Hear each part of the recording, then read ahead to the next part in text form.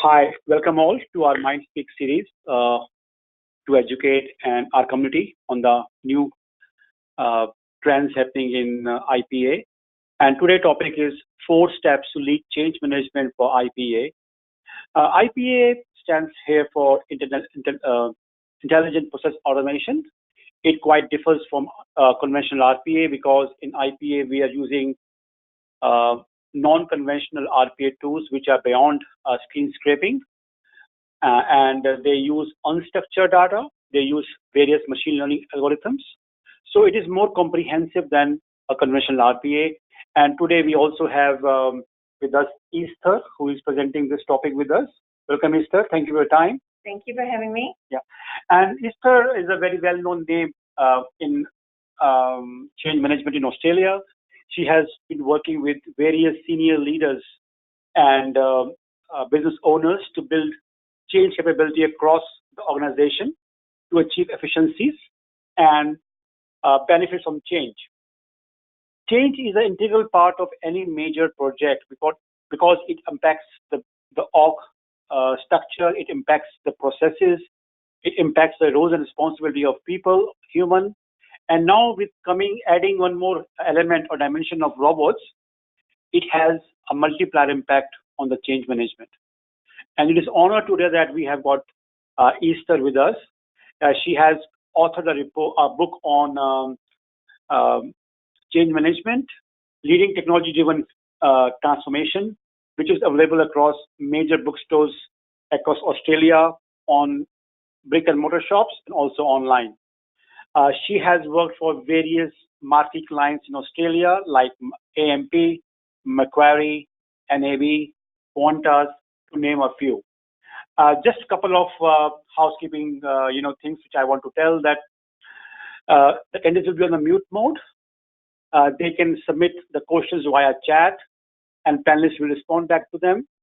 All the slides will be sent to them, and also the recording will be available after this webinar. Any questions you have afterwards also, please feel free to contact us, and we'll pass it to Esther for her comments and her views on that. So I think I'm looking forward to this particular webinar because till date we have been doing a lot of webinars on RPA or IPA, which involves technology, which involves processes, and also involve people. But we have never covered a topic which covers all of them, that is change management. And more often, most of the organizations, when they start their RPA journey, don't give proper weightage to change management. Only after when they have done 20 process plus automation, they realize, okay, we have missed something. It is not getting us the benefit, what they have anticipated, or what they have promised to their stakeholders, because they forgot a very, very important component, that is change management. Because unless you manage the change, you will not be able to get the ROI which you have projected. Without taking further ado from Esther, I will just cover the agenda for today, and I will hand over to Esther. Session 1 is about what is change management and change leadership. Why is change management so important for the IPA journey? 4 steps to take control of IPA-driven change in your organization, and practical ideas on managing technology innovation programs beyond RPA to ensure that business benefits are achieved from the IPA. We'll also cover case studies of one leading cosmetic company, global company, Avon, and our favorite and most living airline, Qantas. Of course, we'll have Q&A after that if we have time, but we'll have polls across the webinar to make sure that you are still awake and responding to our slides. So further ado, I will hand it over to Esther to take it to the next steps. Welcome, Esther. Thank you. Thanks, Mohit. Thanks for having me. So what is change management and what is change leadership? I want to start off by asking you, what in your view is the success rate of implementing change in an organization, and particularly technology-driven change or even RPA or IPA change? What is your view on the percentage of success? It's a very interesting poll because I always want to understand that when the sponsors take the IPA journey, what they consider as what can go wrong. And the change management is not often the top five, priorities for them also. But I think McKinsey and other big organizations have put change management as one of the critical factors to achieve the outcome you want from an IPA. So I think the outcome of this one will be very interesting to know, to see what is the rating of change management is put in their organization when they take an IPA journey. Yeah.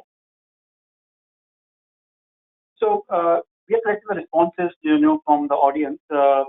Can you also give us your view that when you go to an organization, like you have a very broad, extreme end of the Quanta, CBA, and then we have small companies. What are your views on both the end extreme of organization about change management? Look, I think the problems end up being the same, no matter if it's a big or a small organization. However, financial services in Australia and the telcos have invested more heavily, I guess, in change management capability.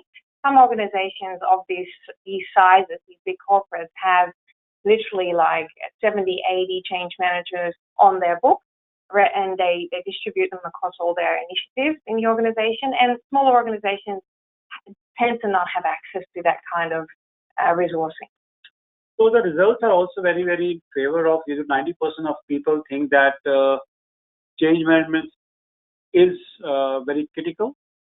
So I think it synchronizes with your views or your experience, what you have seen in various range of clients. Yeah. Any comments from your side? Well, that's indeed a very interesting poll. So it sounds like most people on the line are very interesting to hear how they could better and how they can better understand the people side of the changes that they're implementing. So I'm very keen to progress, and we'll cover the answer of this in a moment to your poll. But I wanted to start talking about the drivers for your change. Now, what I've found to be a common driver for any technology innovation program, it aligns with the four key drivers for organizations in general, which is you're trying to achieve either efficiencies, you want to do more in less time, or you want to reduce your costs. Either you want to pursue more revenue generating activities, you want to reduce your risk, or you want to do things that will leapfrog you from the competition. You want to create competitive advantage. Now, I've found that all technology transformations can be linked to one or more of these key organizational drivers.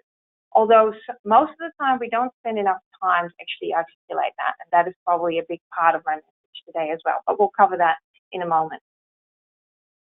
So moving to the statistics. So if you Google the success rate of technology transformations, you'll find statistics like what McKinsey is sharing here. And that is that in general, 70% of change programs fail. Now, it doesn't mean that you're left with nothing. It just means, to Mohit's point before, that you're not reaching the full potential of your technology transformation. You're not realizing all the business benefits that you were set out to achieve. Now, a few more statistics to share with you. As we embarked on the digital age, the information age that we're still living in now, which was around the 1950s, 1960s that started, in 1955, the top 500, the Fortune 500 companies that existed then, only 12% of that, which is only 62 companies, are still existing today in the top 500. So 88% of the companies that were top performers in 1950 are still there now. They have those companies have either suffered bankruptcy or mergers or whatever it may be, and they haven't really lived through that digital age until now. Now, there's examples like Kodak and things like that you can find online, very interesting information about that. But Towers Watson did some research into this concept of change management and how it relates to financial performance, and found between 2004 and 2014, researching many different companies they worked with and interviewed, that the correlation between companies that are good at change management and communication are actually 3.5 times more likely to outperform their peers. And this includes from a bottom line perspective. It's very impressive because whenever we take an RPA journey, the first hindrance or resistance we get is that, okay, the boss is going to take our job. If it has been communicated that the jobs are here to make your jobs more interesting, people will be more cooperative. I think I agree with your, stats coming in. So thanks for that. Yeah, no worries. It really highlights the importance of taking a moment to think about what change management can do for your organization. Now, I want to highlight here as well that, and this is also partially why I wrote my book, is I'm very passionate about two separate capabilities that I think really complement each other. So we have change management, which has been around for over 20 years, particularly in Australia, a very popular capability in larger organizations. Change management is really about helping people move from a current state A to a future state B. So this is very relevant in RPA. You're looking at your processes, you're targeting a number of processes, and you want to automate them, you want to make them more efficient. Now, there's three components to change management. It's always about creating stakeholder engagement, making sure that you understand who around the organization needs to be aware, needs to be engaged on that journey moving from state A to state B. The second component is making sure you communicate the changes at the right time and through the right channels and with the right message, and also educating your staff. So setting up those training programs in order to get people equipped to use your new solution or use a new process. Now, change leadership, on the other hand, is about the bigger picture, the more strategic view that you are trying to embed in your organization. And I've found that most technology innovation programs are linked to a more strategic view. And what also is very prevalent today in today's world is that an organization is no longer implementing one change at a time. It's often 10 different initiatives hitting the same business area around the same time. So it's very important to make sure that the correlation, that actually the dependency between those initiatives is highlighted and clearly articulated and linked to the overarching organizational vision. I've found that then people are more able to understand why these changes are necessary and why it's important to get behind them. It really helps with creating momentum and buy-in to the change. So that change leadership capability is what we will talk a bit more about in the next few slides. Change leadership is only relevant for the top senior management, or is it across the organization? Good question. No, I see this as something that any people leader in the organization should play a part in. Anyone who has, from time to time, the ability to speak to multiple staff and really motivate staff to get behind changes should probably be involved in change leadership initiatives and help promote that vision. What we're seeing that as digital is becoming an integral part of the business model, we're seeing more changes more frequently in a business model and more deeper. Yeah. For example, just take Uber versus the cab business, or Airbnb versus Hyatt or Hilton business.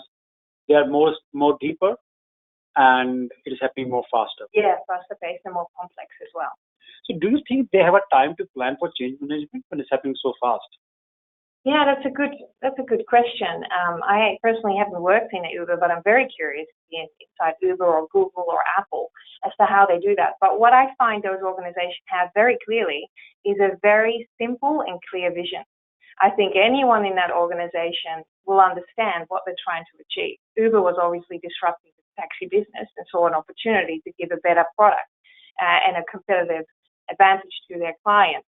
And there's Airbnb, was shaking up the hotel business and so on and so forth. So I think a clear vision is probably a very key aspect of their success as well. Thank you very much. I think. So I wanted to highlight that, yes, change management has been around for a long time, but there is absolutely a trend taking place that change management also has to change. I know that some of you might know the fact that we are introducing agile ways of doing project management, and with change management, we also need to think about being as agile as possible and as relevant as possible in the organization. So I promote not to focus too much on methodologies and tools, although they are important as a guide. I really focus on understanding the change environment that you're in. It's the culture of the organization, it's the context in which the change is happening, and it's the journey that the staff have been on so far. Now, the second component, which we highlighted on the previous slide as well, and we'll come back to this probably a few times, is creating belief. It's really having that clear vision so that people can get behind why this change is so important and why it's relevant for the organization at that point in time. And lastly, empowering staff to have with the right messages at the right time and through the right channel is another component I think is very important. So let's open up to the next poll. What are your views on the importance of change management in your organization? Very important, not important, agnostic. So, Esther, what are your views that, of course, since you are a practitioner of change management, you think it's very important? How is the CXOs taking this change management, and particularly Gen Y CXO and Gen X CXO, how they take it differently? Yeah. Well, Gen Y and I wouldn't say generationally. Well, yes, I think younger generations definitely more prone to understand the people aspect of change. I definitely think they have probably a higher level of empathy towards that. But the importance of change management is definitely growing, but there is that hesitation where it's a big investment. What am I going to get for it? And how are we going to execute? And I think what I highlighted at the start, where we talked about change management versus change leadership, what I want to highlight here is that it's so important for leaders to get behind it. But at the moment, the leadership involvement is still minimal. They see it as a tactical component of what they do. So it's more an operational function rather than a leadership function. Let's see the poll results. I think everybody thinks it's very important. I think good for your business, Esther. Yeah. There's consensus in the room, yeah. Yeah, but again, it's good to see the poll result. But when we do an RPA engagement, at least 25% of our clients are not putting or giving importance to change management when they start the journey. Maybe when they start failing or they have issues or challenges or resistance, then the change become very, very prominent. Yes, and I'll touch on that in one of my slides. Yeah. So thank you very much. Thank you. So second two is why change management is so important for the IPA journey. Do you think any difference between a SAP implementation or IPA implementation? I have found that any type of change in the organization really it boils down to the same core aspect. I mean, even, culture change, you could argue there might not be a technological implication, but, maybe in culture change, even then they are looking at technologies to support the new culture. But in general, I found that any change in an organization is underpinned in three different categories. So technology change, process change, and people change. And it can either be driven by technology or it can be driven by process automation or, process simplification. But often the focus on the people aspect is the least of the focus, and that causes challenges. So again, I think it goes to the next poll because it is very close to our engagements that which type of change management is more critical for success of your IPA journey. It is people, process, or technology. People, if they are not taken into confidence before doing an IPA, it will fail. If the process is not optimized or changed after automation is done, it will fail. If technology is not properly integrated with the underlying applications like SAP, Oracle, Salesforce, it will fail. So I want to understand from the audience what they think is the most critical for success of IPA journey in terms of people change management. And what have been your views, is like in any project, like you have Qantas, you have banks, they have different business models. Banks in the business of money, taking money, giving money. Qantas taking us from place A to place B in more comfort, extra price, and good food. So what do you think is the difference in the vertical of your client, which might impact the change management factors or parameters? The difference in the vertical. Explain to me more what you mean. Vertical means that, for example, the change management in the banking is quite different. Mm-hmm. Like there's a lot of regulatory requirements also there. Yes. Compared to a Qantas, there are requirements, but it is more on the technology part, so the plane can fly. Yes, that's right. Look, I don't think the trigger for the change is really not not a big driver for how the change plays out. I think these three need to really be working in symphony, really. It's interesting. It will be very interesting to see. There is a big percentage focused saying the people side of it is very important. I think the reason also why this is coming up maybe in the poll, and I'm speaking on your behalf, audience, but is because people are feeling the most pain from if the people side is lacking.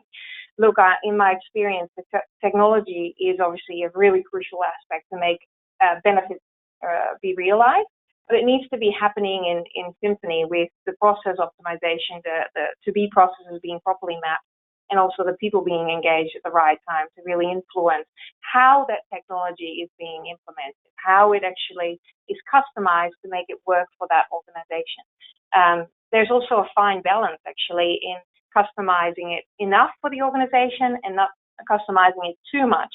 And that's very much where all of these three need to play hand in hand, I believe.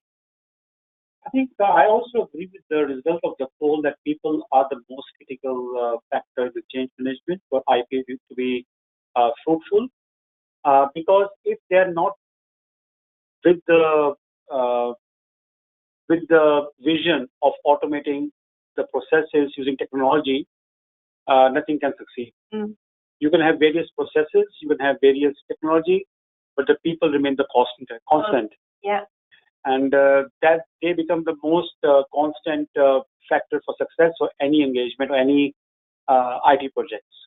And I'm even experiencing at the moment at a client side that if the people side is not, if the capability in the people is not there, then also the technology and the process will be lacking, because it's always going to be people who are going to be behind realizing that technology to be up to scratch, realizing the process optimization to be up to scratch. So there's people behind all three, really, in that sense. It's, again, like to the contrary, when you do automation, the bots replace the people. So the people should not be there as a critical factor for it to be successful. No. Yeah, but it is becoming important because people have to also initiate the automation. Yes. Process for automation. Yes, that's right. Yes, that's right. I think like there might be new roles coming about in the IPA. Like just one experience we shared, like, when we were when the RPA or IPA process is driven from top down, people are not participating because it is imposed on them. It is looked as a negative that, okay, it will take away our jobs. When they are asked to implement automation from bottom up, it means they're involved. It means they want to make their job interesting. And there is no stick to take their job away. It is to make their job more interesting. So I think one example is that change of address. We have a client, a bank again, and they have 40 people doing change of address. And it's not a very exciting process, a huge labor turnover happening. Mm-hmm. And Gen Y, who was doing this process, was leaving the job because they couldn't find it very interesting. Mm-hmm. And we imposed them to automate it, nothing happened. But when we told, okay, we will not take away your job, if you automate it, you will reallocate to some other job, it happened very fast. Only 2 people were left out of 40 to handle on the exceptions. So I think the right messaging was bottom up for them. It worked. Yeah. So people become very important component for change management. Can I add to that? You mentioned two interesting things, that people need to understand why it's happening, and people also work better with giving them a carrot rather than a stick. And so I'm a big promoter of that. And actually finding now with having young kids, it actually is no different for your kids. Trying to get your kids to eat vegetables, the first question they will ask is, why do I need to eat vegetables? And if you engage them in a conversation about healthy food and how it's going to help them and develop and learn in school and all that kind of stuff, they're way more likely to eat the vegetables if the flip side is that you were going to punish them if they didn't, eat the vegetables. So, we are no different. So, focusing on the people side of change. On that, like I'm using to brought the kids in, I got also emotional here. Because your kids are a different age group, like under 7. Yes. My kids are plus 10 now. Yes. So I was using the iPad or mobile phone when they're eating as a carrot. Oh, right. When they were young. Yeah. Now it's a stick. Oh, right. Yeah. So it depends upon the maturity of the client or the people, how they take the carrot stick also. Yeah, that's fair enough. And the culture of the organization is probably very related to that as well, because I found and I won't say the name of the organization, but in some organizations, the stick is very much accepted as a way of working and a way of behaving in a certain in organizational path, and other organizations are absolutely not responsive to the stick at all. So it definitely also relates to culture. Thanks again, Esther, on this particular analogy. So in relation to the people side of change, there's 4 scenarios that need to be considered. So nothing changes for some people, and there's great power in understanding that nothing changes for certain people in your business, because I've been in organizations where there was no change approach or change management, and what they found is that the change felt so much bigger to everyone because nobody really understood if it was going to impact them or not. So once you actually really narrow down on what the change really means and who it impacts and what that means and how you're going to guide them through it, it means that other people can also know, oh, it actually does not affect us as much, or maybe only this reporting component. So very powerful. So the other 3 scenarios are that people actually have to do something different. Well, you need to help those people to understand what that is.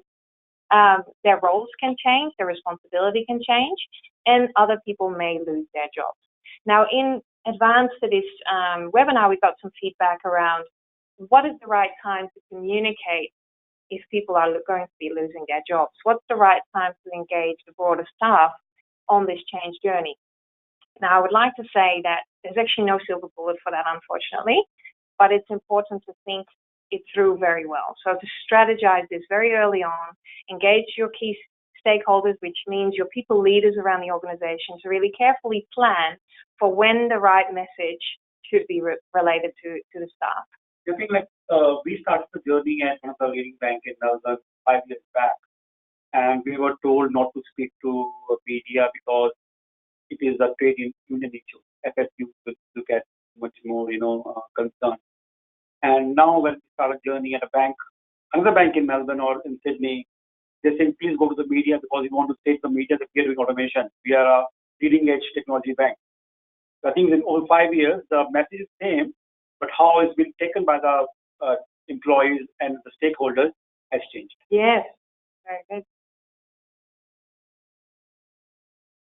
So is this a scenario that maybe some of our audience might relate to? You sit in a meeting and you keep finding yourself in the same discussions and the same resistors, the same risks are being raised, the same issues are being discussed, and it goes over and over and over again. And I think a key component that is more like a program competency, but also a change management focus, is that you have a process in place for capturing these concerns and actually doing something with it. I found it very powerful that when you listen to resistors and actually do something with their feedback, that you can actually get them to become your most vocal advocates. It's really wonderful to see that, because they're already quite vocal. They're very passionate about this change, initially in a negative sense.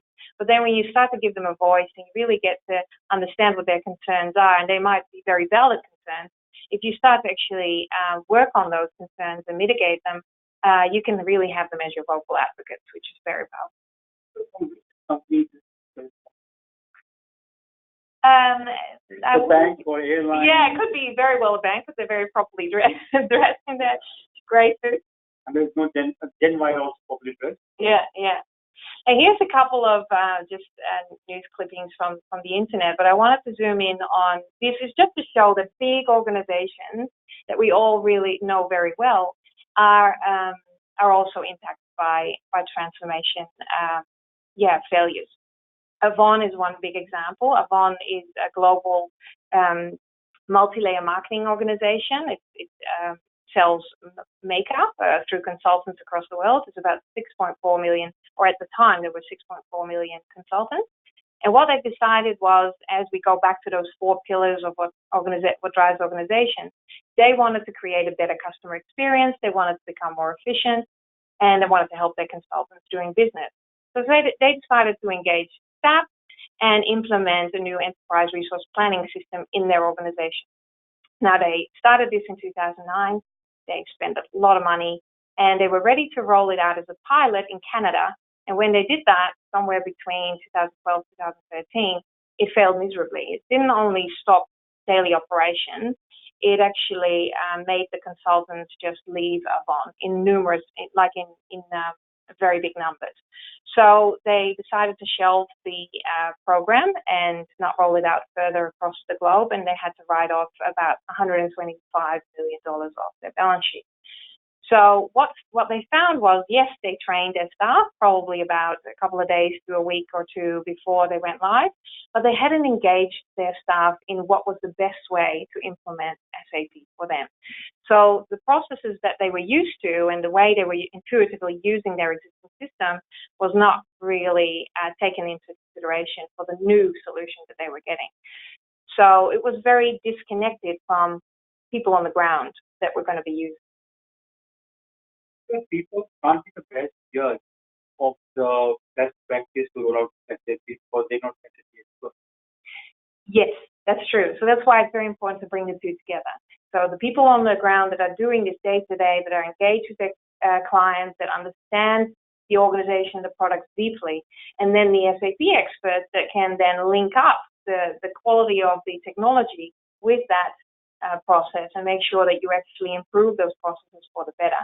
Now, it's one component to make sure that the end solution really works for those consultants. It's another one to make sure that they're engaged and believing that that is the best way forward. Does that make sense? I mean, I agree with you on that.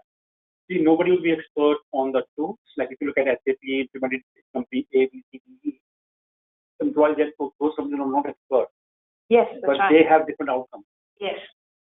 And that's why technologies are generally quite customized in each organization. It doesn't look the same in Avon as it does in Ashland, for example. I was in Ashland where we were implementing SAP. It would look very differently. Maybe the integration or the embedding of the technology in the business processes. If you ask Uber or Facebook, they are because of technology. They will probably constantly be listening to their drivers and understanding how best to optimize what they do on the road and what their clients ask them. Look at the Facebook became 15 years back, and now it's totally different. You have videos. Totally. Yeah. It's an ever-evolving need that our consumers have, right? And that's what we need to listen to and adapt. And we have never seen any, like a beta version of Facebook coming in and we have to test and before it comes live. No. So it's always live, Yeah.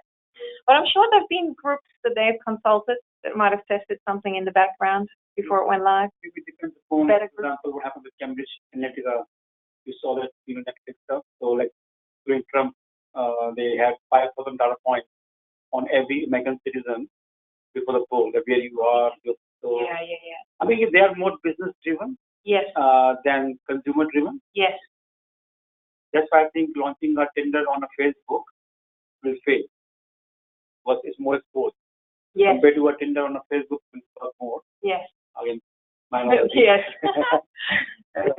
So this is my own experience, and from a few years back, where I was engaged 3 months before major go live of a loyalty program that required a new database. So they had grown so much. They had now hundreds of partnerships. They had over 7 million members to their loyalty program. And so by the time I got engaged, three months before the major go live, they had already been on this journey for 3 years. They wanted to implement Oracle. They had already spent about $42 million. And they had attempted to go live, I believe, at least twice before. Now, when I heard about the opportunity and I started asking questions, there were a few red flags around change management. So one was there was a training plan, but there was no impact assessment. So not to stick too much to methodology, but the logic around having a training plan that really meets the needs of your staff means that you would really have to understand what the impacts on your staff will be or what they will need to learn in order to adopt the change in technology. So for that, we would do an impact assessment. We would want to understand what processes would be impacted and what capability our people would need. And that was missing. So I was interested to see there was a training plan but no impact assessment. Another thing was that there hadn't been a change manager for 1.5 years. And so that meant to me there was probably a gap in engaging key stakeholders. So as I joined, I said, well, I'll do my best. I'll create a very clear view of your business readiness, I'll do my very best to help bridge those gaps. But it ended up being a very transparent view of a very unready organization, if that is the word, unready. But the business readiness as well as the technology readiness was failing. The release obviously got postponed, and after it was postponed one more time, they decided to shelve the program. Do you have any checklist which defines that business ready now? There are checklists, yes. There are templates that you can use, and it's always about, again, reading the organization and what is needed to really optimize that checklist and meet the needs of that particular change. Well, I'm just thinking here that when we do next our RPA engagement, and if we do a survey of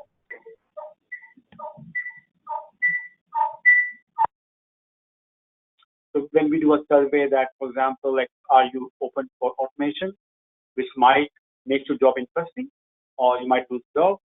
And if we do a survey, will that be a first step to measure the readiness? Or that's a very obsolete way of doing it? Yeah, it probably would cause a bit of anxiety maybe with your staff. So, no, I think you would want to, I am not a big survey enthusiast, so to speak.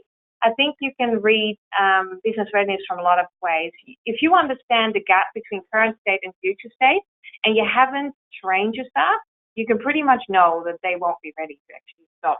If they are distinctly different, your current state from your future state, and you haven't actually engaged your staff and your stakeholders on what that future state will look like, then you can probably know for certain that you're not yet ready.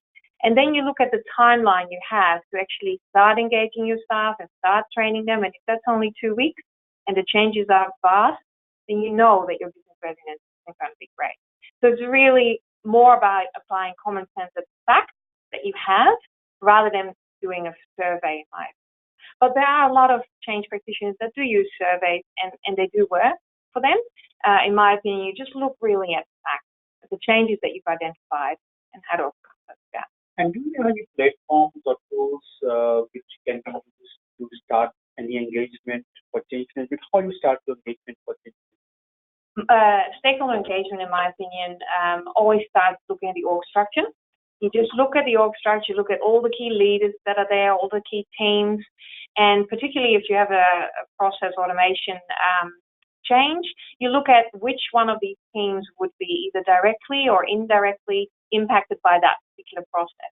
And then you start grouping your stakeholders to relate to the immediate impact versus the less immediate impact or the indirect impact, and the people that simply need to know because they need to be aware of the change. So you kind of group your stakeholders and then you start implementing mechanisms to engage them. Most of the time you want to create some face-to-face engagements, some working groups, keep them abreast of the progress and of decisions that need to be made, steering groups you would want to implement. And I'm a big promoter of change champions. So if you've identified changes around the organization, you can start to identify change champions in those teams as well. And what is duration of an change management engagement? If somebody wants to engage your services, if for an RPA project, which might last for 9 months to 12 months. Yeah. So I'm a big believer in engaging early, but the change component won't be 100% of the time when you start the journey, right? So initially it's more strategizing, it's engaging with the right people, so it might be 1 day a week or a couple of hours a week. And then when you get closer to launch, which is, I think if you've done well in strategizing and engaging stakeholders, about 3 months before go live, you could really up it and make sure that you have all your communications lined up and you have all your training lined up and you ensure your business readiness is good. But actually, in essence, you have to look at how much staff is impacted, so how big is the organization, how big is the change, and really relate to that, to how much time you need. So it's kind of a little bit looking at the size of the change. So I was part of a lot of SAP or ERP implementation when I was young, 15 years back. And that time, there was a 4 to 5% of budget kept for change management. But now I don't see it anymore. Oh, wow. So is that something which is you think with, or you have different Yes, views? I think 4 to 5% is great. I very often see less than that. So, being on like $42 million programs and even $21 million programs, things like that, and where the change is so minimal, where there's so little focus and so little budget for it, I think 4 or 5% is great. But it's really about engaging early and really making sure that you have the right effort at the right time. And it's really peaking, obviously, the closer you get to go live, but engaging early is important. And I am also a big believer of kind of equipping your staff with change management skills. I'm a big believer of really equipping the change champions around your organization with change management skills. And you can do that through workshopping, through support, all that. We do that as well. Very interesting, because maybe 15 years back, ERPs were quite new thing. Then moving from people using the typewriters to laptops or to desktops was a big change for them. And now every kid is born with a laptop, so they don't mind using a laptop. So I think it's very interesting. My kids actually touch my computer screen all the time because they think it's intuitive. Yeah, my kids think that I'm a robot. I just wanted to share this story. I don't know if anyone has seen Hidden Figures. It was a movie that came out in 2017, I believe. And it was actually based on a real life story of a group of women that worked for NASA. And that was, they were all mathematicians and doing great work for NASA. But NASA in secret was working on automating that and building a massive computer to replace what these women were doing. And so the leader of that group took it upon herself to work herself through the manual and really work through the manual and understand what that computer could do, and learned it so well that by the time they launched, she was the person who actually saved the day and was able to turn on the computer. So I thought that was a very positive story about how employees can step up in automation as well. Yeah, they should be motivated to do that. Yeah. Yeah, so we have seen where they don't have any fear of losing job. The RPA or IP projects are successful, where there are possibilities that there might be a bit of job losses. It takes more long to implement. You get implemented anyhow, but it takes more long. So I think people confuse between challenges and resistance. Yes, so I just wanted to share this because I think people have a lot of different perceptions on change, and I've heard recent leaders say a lot, change is always personal. It is personal because we have different behaviors towards change, but in essence, from a human being perspective, we all experience the same thing, and that is that change causes uncertainty, and that's uncomfortable. But then once it really transpires, like the change is actually starting to shape and happen, the anxiety increases and we actually become fearful of it becoming reality and impacting us personally. Now that causes our body to generate cortisol, and that actually causes our system to shut down. We focus on our own survival. We're unable to collaborate. Our brains won't be as equipped to think innovatively, and it's really the fear of becoming irrelevant, really. Yeah, I think like this is the release of chemicals. We have seen people get more stressful, fearful, anxiety is there. So I think that's quite a human chemical imbalance happening. Yes, exactly, and the behavior is just different per person. So what I found and what also research shows us is that there's 3 key components to a very successful change environment. And that's when there's enormous trust in the organization, trust in your peers, but also very much trust in your leaders. There's transparent communication. And with transparency, I don't mean that you have to share everything up front, that you have to share job losses up front, but you have to have a very good strategy of equipping your people with the right message at the right time and through the right channel. And with that, I wanted to share that email is not the right channel for sharing personal messages or impactful messages. Email is really about information sharing. And the last one is teamwork. So it's all about collaboration and promoting that collaboration across the organization. I think like most of our engagements, we have drafted the communication policy, how it has to be communicated through a town hall or through a more human manner, not through a technology manner. Yes. Like emails or letters. Yeah. So emails absolutely forms part of the strategy. but it's more to convey a message, an information message, and to repeat a message that you may have conveyed in another format already. So it also opens up to our last goal of the webinar today, is that why change management is more important in IPA or intelligent process automation compared to our conventional technology implementation. So there are 4 options that, IP brings more deeper changes than conventional IT implementation, which is true. Option B is that IP replaces human interaction with IT application, which is again true. The third one is very subjective. The risk profile of IP is more comprehensive than conventional IT implementation. It depends upon which type of implementation. If it is email or Salesforce implementation, it is critical, but not comprehensive from risk profile compared to SAP implementation. Or the fourth option is all of above. So, Esther, your views on them? Yeah, I would very much agree with what I know about IPA and what I've experienced a lot in technology implementations. I think IPA is way closer to people's personal roles and responsibilities, jobs, and it's that fear of being irrelevant because a robot will take over is huge, especially for people that have been in their jobs for quite some time. So I think for me, if I ask me this question, I will say all of above, because it is all are the right answers to be involved in change management IPA. Let's see what's the poll result says. I agree with you. Yes. I think 75% thinks all of above is a very safe answer also. So I think no issues there. So Esther, can we also cover some case study? We have 10 minutes left. So if you think we can cover some, say 5 minutes on each case study. Oh, sorry, second 3. Oh yes, we'll just jump to this section. I just wanted to highlight that generally us people, we like a bit of variety in life. So people will go, you want to improve your job or you want to improve life? Absolutely, we all stick our hands up. But then when it's like getting personal and like you actually have to change yourself in order to adjust to this change in your life, and then people are a little bit less keen. And then who would actually want to lead the change? They'll probably run away because it's like, that's hard, that's really hard. But it's possible, because in this case study, Shell was faced with an oil crisis in 2004.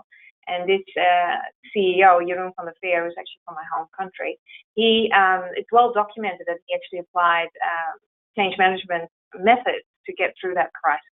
He set up a steering committee. He was engaging with his key stakeholders and his key advisors on a daily basis to understand what the market was doing, what politicians were saying, what their customers were doing, and also what staff were doing, so that he could proactively, or as proactive as possible, respond to those changes in how people were experiencing the oil crisis and Shell's brand as a whole.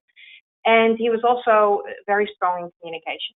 Communications not only to staff internally, creating as open and transparent dialogue as possible about what leadership was doing to overcome the crisis.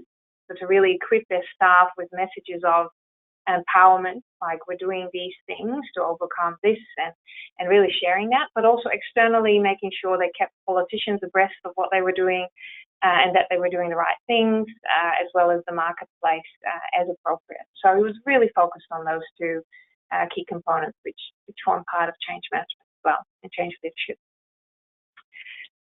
So what are the 4 simple but important steps which you take? Yeah, so I've combined, and I've written about this in my book, I've combined kind of change management components with change leadership to kind of put it in 4 steps, really, the capability. So if I can start with clarity.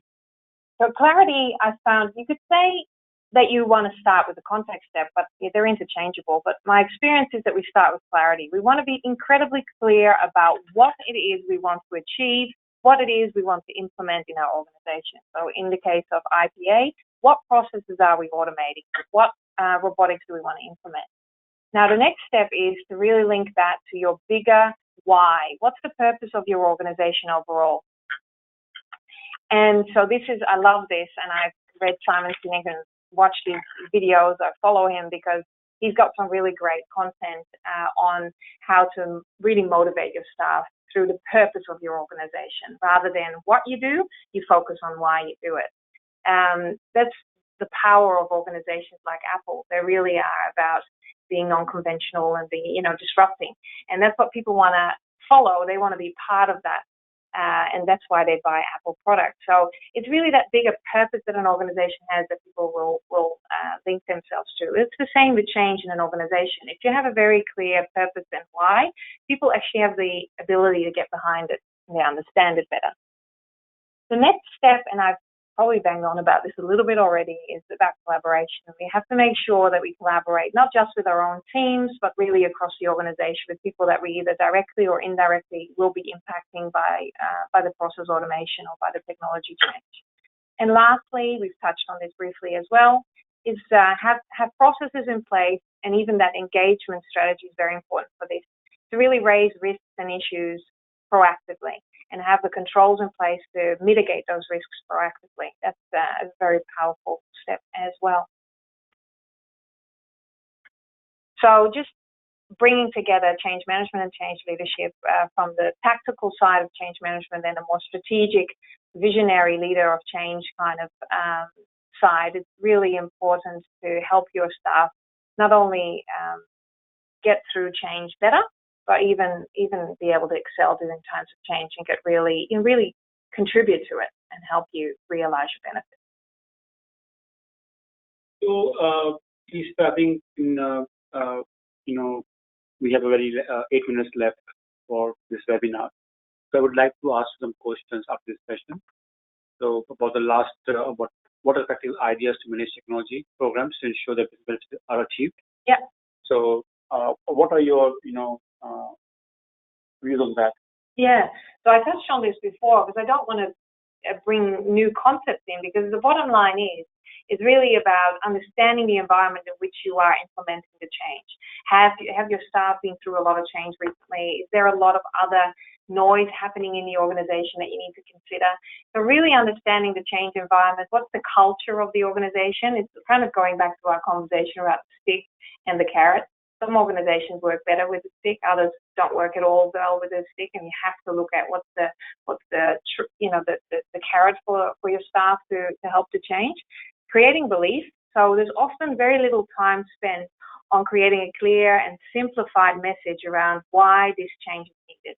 Now, with that, I believe you need to be able to walk out on the street, stop a complete stranger and explain to them what you're doing in your organization. And if they understand it, then you've probably nailed it from a vision perspective, because anyone around the organization can understand what you mean. And lastly, having that real strategic view about how you're going to approach the communication, making sure you equip your staff with the right message at the right time and delivered via the right channel to empower them to support the change, to get behind it, and even feel like they can be part of it and contribute. I think the last one I totally agree with you. Unless you take the staff in confidence, they will be not part of your team. That's right. That's right. Not to be part of your team. And they won't feel equipped to actually contribute to what you're trying to realize. Really take action in the right direction to support the change. So, thank you for your presentation today and webinar. It's very, very interesting. But I think we are hardly touching the tip of an iceberg, because it is more lot to change management what we have discussed today. Mm. And 1 hour is very less to discuss the starting point, why of change management, what of change management, how of change management. But I think we all agree that it is a very integral and critical and important component to make your IPA journey fruitful. Yeah. And most appropriately, it has to be planned, budgeted, and a provision has to be created in the project plan before the journey started. That's right. So change management, people have different views. They think that the internal staff of their organization can help them. It is true, but I think they are. It all depends upon their exposure to the latest what's happening and how to address those change management impact of the new technologies. So a change management which has a manager which has been exposed to SAP on-prem solution 20 years back will not be able to help in the SaaS world of SAP implementation today. Nowadays, it is more faster, more deeper, and also it is more painful.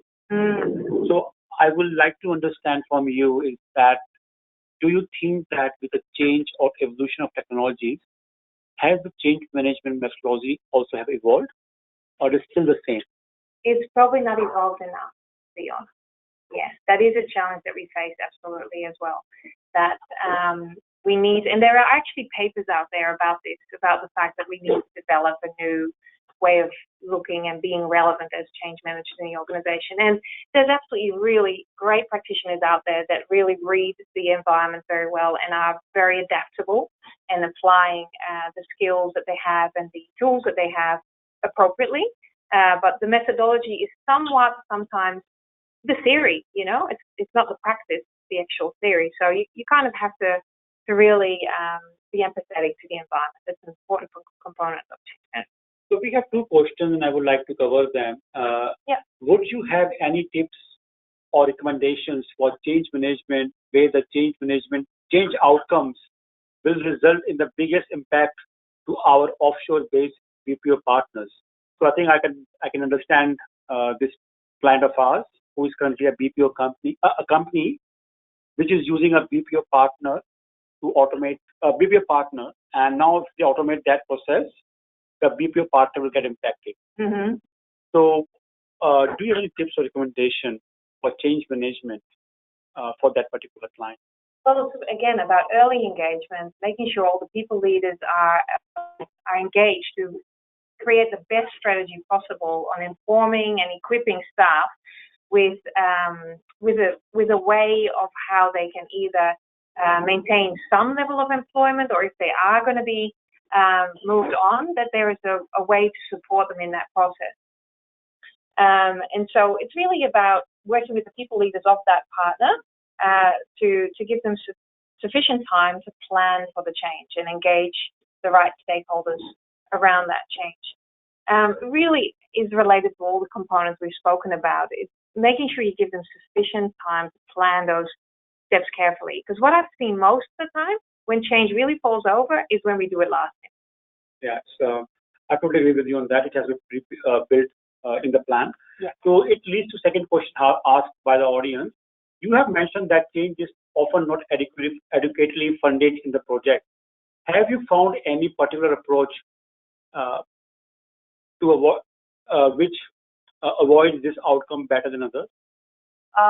It's not really something I influence as such, where they, if they decide to invest in change or not, that is something that probably is decided before I come on board. I do webinars and I speak and I try to educate leaders as best I can on the power of doing change well and planning change well. And what I've found is that when there's program managers or program directors and project managers that have experienced change management as done really well, they are often advocates for it and they will be asking for budget for it. I think the stakeholder, I agree with you on that. Stakeholders, if they have done big projects, they will always give importance to change management. Yes. It is not an optional, it is a mandatory in any project. Yeah. Very small or big. Yeah. Yeah. So I think thanks, Esther, for your time today. Really appreciate. And audience, if you have any further questions you have, please feel free to email us and we'll forward it to Esther for her comments. It's been our honor that she has joined us today for this webinar. It has been very enlightenment for our audience, our clients, and this will be sent to everyone, the audience or people who can join us, who are not able to join us today. It will be emailed to them. It will be available for also live recording will be available for them to listen to. And any questions again, please feel free to email us. Thanks again for your time, Esther. Really appreciate you coming here today and sharing your views. Please don't forget to buy her book from online or offline. I don't get any cut from that, but again, please buy it. I think it's by leading technology-driven transformation projects by Esther Cruz. Cruz. So thank you very much, Esther.